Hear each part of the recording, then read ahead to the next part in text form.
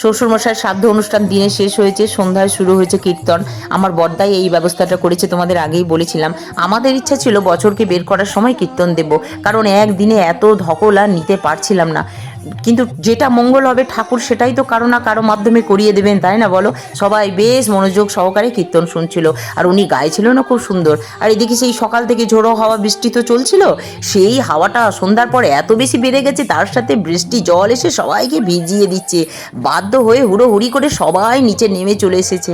ছোট ডাইনিং বসার জায়গা নেই, যে যেখানে পেরেছে সেখানেই বসে কীর্তন শুনতে লাগলো। পরে ভাবলাম যেটা আজ হলো সেটা মঙ্গলের জন্যই হয়েছে, আমরা না বুঝে ওপরে সমস্ত ব্যবস্থা করেছি। কিন্তু বাবা ছবিটা যেখানে রাখা হয়েছে না, ওইখানেতেই তো সোফাতে বাবা বসে থাকতেন, আর নিচেতে ডেড বডিটাও নামানো হয়েছিল। এই স্থানেও তো একটু নাম সংকীর্তন দেওয়া উচিত ছিল, তাই না বলো? আমরা না বুঝলে হবে কি, অন্তর্যামিনী মা সন্তানের মঙ্গলের জন্য যেটা ভালো হবে সেটাই আজ করলেন বৃষ্টি দিয়ে।